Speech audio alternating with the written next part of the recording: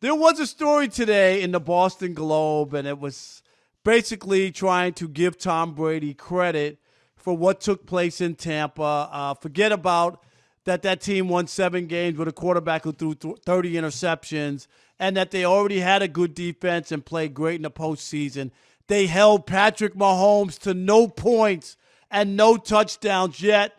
It's all about Tom Brady. And the story in the Globe, this is the Sunday Football Note story, said several NFL franchise quarterbacks want trades after Tom Brady showed them the way. And Martin, they're now saying, oh, Russell Wilson, oh, Deshaun Watson. I think Deshaun Watson had already started bellyaching before Tom Brady won a Super Bowl, so I don't know where that comes from.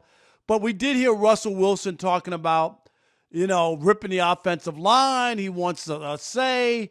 What did you make of this Globe piece? The Globe piece to me makes no sense at all because do you know what the overarching take is from Tom Brady and the Super Bowl and all of it? It's Bill Belichick was wrong. He was wrong. He misevaluated his quarterback. If you listen to most of the football guys talk that we have on FS1, they'll tell you the best way to make sure your football team is going to be good is how are you evaluating yourself? Not necessarily your opponents, but what are you good at and what are you bad at? Well, Bill Belichick missed on Tom Brady after 2017. There was just a report yesterday that said that he traded for Brandon Cooks. He gave up, I want to say it was a first-round pick for Brandon Cooks because he was expecting to use Cooks in the offense with Garoppolo. Okay, and that's 4 years ago now when they made that trade before that Super Bowl. Okay, so you have Tom Brady who, he wanted an extension and he wasn't going to get it. So to me, the idea that Brady was like he chose Tampa, of course, Tampa, there was a mutual interest there. But the idea that Brady turned down New England to then go to Tampa is one that it's almost like saying Philip Rivers. It's not even true. There were only 2 offers for Tom Brady. It's like saying Philip Rivers turned down the Chargers to go to Indianapolis. That wasn't the case. The Chargers decided they were going somewhere else, and Philip Rivers then decided to go to Indianapolis. That's how that worked. That's how it worked with Brady.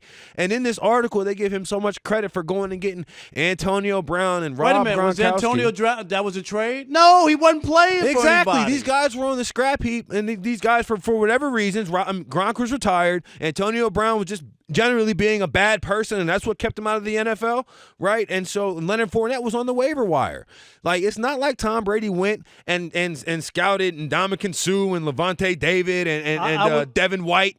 And I'm glad you said that because I want to say, well, who was the defensive player that they got so that they could stop, get 4 turnovers from New Orleans, be so dominant defensively that the Green Bay Packers coach would rather kick a field goal than let his MVP quarterback have a crack at tying the game with the ball in his hands on 4th down, or the idea that they could stop Patrick Mahomes to 0 points. The narrative in the story just doesn't match up. I'm not saying that Tom didn't play relatively well, but that's really not the story. It's harder to pin defense on one person, so that's why it always kind of gets thrown to the side or to the back because you need to name more than one person, and it's just easier to name the quarterback. But anybody who watched that Super Bowl knows it was the defense that was the reason that they won that game. And Tom Brady went out in the Super Bowl and played a mistake-free game. Okay, I can't take anything away from the way he played in the Super Bowl. To me, it was one of his better Super Bowls because he had, against the Rams, it wasn't that great. You know what I'm saying? So, this Super Bowl, to me, I think he played well enough to win, and that's all you can really ask for, right, out of your quarterback. But the idea that now Russell Wilson is going on Dan Patrick's show saying that we need to go get traded because Tom Brady, demanded his way out of New England, to me, is just a false narrative. Or the idea that Matthew Stafford now, because you saw Tom Brady go win a Super Bowl in New England. He didn't force his way out of Detroit. No. It was a mutual thing. 12 years is a long time not to win a playoff game, Martin. 12 years. The Lions were ready to move on. They got a new front office, right? New GM, a new coach. I think everybody in Detroit knew it, and Matthew Stafford agreed with it, that it was time to move on. But couldn't bring him back for one more showing of that same movie that we've seen. I just don't feel as if this has been some major NFL paradigm shift started by Tom Brady. I can't get with that. Like, this is not the player empowerment era of the NFL like we say it is, because, I mean, Deshaun Watson's still in Houston. Right? Like as much noise and as we made. And they hired a general manager and a coach since then. And and everything you hear out of Houston, they got some interesting things coming out, but everything you hear related to the quarterback is that Deshaun Watson is going to be our guy. And I'm sitting here looking at the Houston Rockets play, and they traded away James Harden after what, a week of that? A week of the I don't want to be here? No. It wasn't a week. It was 24 hours when he said that. I'm talking about when he said, like, we can't win here or whatever, that they didn't have enough. I'm thinking like the whole Harden, like when he went to Vegas, and then he was at a party, and then it was like a week of noise, and then after that one day he's like, we just can't win here, and he got up, and then the next day he was traded. If this was if the NFL was the NBA, Deshaun Watson would be, and then he's up his cult by now, or somebody somewhere else, because if he's obviously said he does not want to be here, and that's the way that things happen. It's just Tom Brady's movement was not some big paradigm shift. If anything, I think it remarks at Bill Belichick's inability to grade his own quarterback and to grade his own roster. And you see, Belichick has made misses before. It's not out of the question, but that's what that is to me. Yeah, and I just think that what Belichick did, a lot of teams do. How many great quarterbacks finish elsewhere?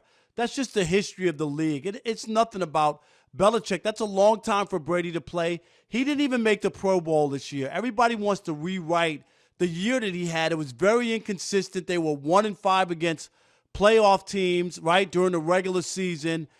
He didn't make the All-Pro team because his numbers were inconsistent. And then the last 3 weeks, he piled up, Martin, 10 touchdowns, which gave him the 40, and everybody was like, oh, yeah, 40 touchdowns at 43. Well, he played the Lions and Atlanta twice. You know what I mean? Like that's where he piled up the numbers. So it's kind of fraudulent, and because they wound up winning, it looks totally different from what it really was during the regular season when we saw Brady struggle against the Bears defense, when we saw Brady struggle against the Saints, right, and games like that. So I think that there's, when people win, they gloss everything over, and there's now this phony narrative. I'm with you. I think it is a phony narrative.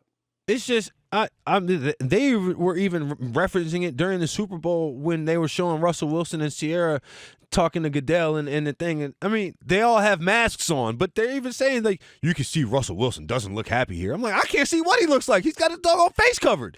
He could be telling a joke right now for all I know. But it's just this whole idea that Tom Brady, like, it's not repeatable. It's not repeatable. Otherwise, we would have seen it several other places beforehand. It's a once-in-a-lifetime, all the chips, 100%. People think that this will happen again. They're kidding themselves. It's a once-in-a-lifetime where things fell into place and things went their way. I'm with you. I just don't see this as a similar situation. I mean, I don't. I just can't see. And you tell me, I mean, obviously Tom Brady's the outlier because there is no other quarterback that has that much accomplishment, right? But, like, how many teams right now would be trading for Tom Brady if every single quarterback on the market was available? Like, every single, all 32 starting quarterbacks, like, where does Tom Brady get picked? Is it in the... No, he wouldn't be first. That's what I'm saying. Is it top 3, top 5, top 7? Like, where does he, like... Probably top 7. So that's what I'm saying. Like, I just have trouble imagining that this is going to be some whole big paradigm shift in the league because, I mean, now, when a guy in his prime is leaving, when Deshaun Watson is not playing for the Houston Texans anymore, gets himself traded out of Houston and goes to the Jets and wins the Super Bowl, now we got a conversation. Paradigm shift, 100%. Right. But you're taking a team that was a wild card, almost, right there, win the wild card, 30 turnovers, Right. If he cut that in half, they would have won 11 games. I'm telling you, that's how good that team was a year ago. All right. How much credit does Tom Brady deserve for guys like Russell Wilson and Deshaun Watson trying to take control of their own careers? We want to hear from you. Let's go to Mark in Sacramento. You're on the Odd Couple. What you got, buddy? What's going on, gentlemen? What's up? What's up, Mark? Hey, what's happening, Rob? Hey, and welcome, Martin. Welcome back. Appreciate it. No, Tom Brady had nothing to do with other guys doing it. And as far as him getting putting it all together, no, that was a lot of Bruce Arians, the management. I don't know why they have to give him credit for everything these guys do, man. It's just like It's a forced narrative, Mark. You it know is. that it It really is. is. I agree with that 100%. And you know what? It's almost sickening to the. Okay, Tom Brady won the Super Bowl. Okay, he's got 7. Okay, and I wish Chris was here because I could yell him down on this topic. But yeah, he's getting way too much credit, like he always does. And to me, he's a great quarterback. Right. But but he doesn't walk on water.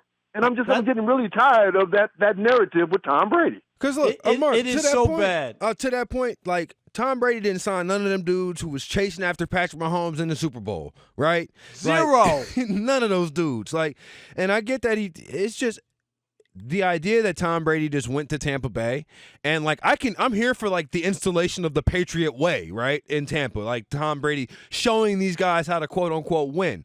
But the idea that he assembled all the talent like he was like the casting director is just one I have trouble with that. Chad in Texas, you're on the Odd Couple on Fox Sports Radio. Guys, happy Monday. Yes, sir. Okay. What's up, Chad? Oh man, same old 7 and 6. Trying to stay warm in Fort Worth. It's kind of cold. I don't. How like many it at inches all. do y'all got down there? Did you get what happened down there? I did take the measuring stick out here, but I've had other people. They have a whole foot, ruler. They stuck it in the ground, and they're showing like 9.5, 10. Wow. And where I live by TCU in Fort Worth, I put my whole foot, and I mean the bottom part of my pants is wet. So yeah, it's. I can't wait till Friday. I got a good buddy who lives in Plano, and they have legit. He has 7 inches in his driveway. Like it looks like Michigan in his driveway right now. Like his. What? Before I get to my point, this is another reason why I don't think Jerry World is going to get a Super Bowl because 10 years ago we had a big ice storm, Super Bowl week. Even a week and a half ago we had another storm. But besides the point, okay, first things first. Tom Brady didn't win the Super Bowl by himself. He assisted offensively. He didn't assist defensively. Before Tom Brady came in, that defense was intact. So it didn't take a quarterback who was seasoned and a pure winner to come in and bring in defensive guys.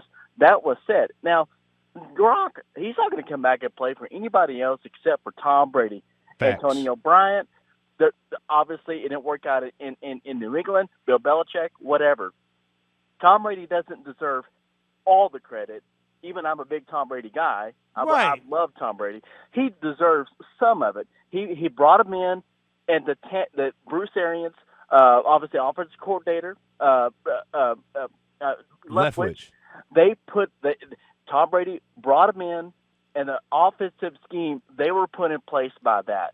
Now, and you know what, Brad? This is the thing. You said it. You're a Tom Brady guy, and we appreciate the call, and you admire him and all that. But let's not just overboard. Mark just said it from Sacramento. It's just it's overkill, Martin. I don't understand why people just can't say, okay, you give him some credit, but to act like he was he put it all together and he was the engineer of this is just it's over the top. And also too, it's a little disrespectful to the people who have built that foundation beforehand because what Tampa was the most attractive free agent destination, right? So like that's what like for a quarterback. You know, for a guy like once it became available, it's like, oh, this makes all the sense in the world. This team is loaded. So it takes away a lot of the credit from those guys too. So let's go to Marty in Kentucky. You're on the Odd Couple on Fox Sports Radio. How's it going, fellas? Rob, I seen your Bedrock slippers on Twitter today. I like them so much, I immediately ordered some for my grandpa. Did you? Oh, Marty, no, come you on, did. man. Did you? Stop. I did. Dude, So comfortable. they are very comfortable. I don't know. People. Go ahead. I can see you kick back in your living room watching Golden Girls with those on. Yes, big time. I agree that these other quarterbacks don't need to try to emulate what happened with Brady because so many things fell into place for this to work for him. He is getting too much credit. I'm not saying he's not great, but too much credit. Arians is not getting enough. He is the most reasonable, he does not have an ego, I should say. He's got, humility. This guy, look at him, look at his coaching staff. It's dominated with minorities and females, which is a great thing. He has no ego. He won a championship as an OC with a 36-year-old head coach, and he won it in Tampa Bay, under Mike Tomlin. And why wouldn't he listen to a 43-year-old quarterback, and take some advice from him, the guy that's been to so many Super Bowls, had so much experience, I think Arians is huge in this, and Brady does get more credit than he deserves. No doubt. To Thanks, Marty. Marty's point, one of the things that was one of the complaints about Brady in New England is he wanted more control. He wanted the stuff that Russell Wilson was talking about in that Dan Patrick clip we heard during the commercial break, of saying that he wanted to be able to have a little bit more influence on the free agent signings and so on and so forth, and that wasn't happening under Bill Belichick. That was not going to happen, and that was not going to occur. So that is a good point, because he was willing to listen, and because Bruce Arians didn't want to bring in Antonio Brown. No doubt about it. All right.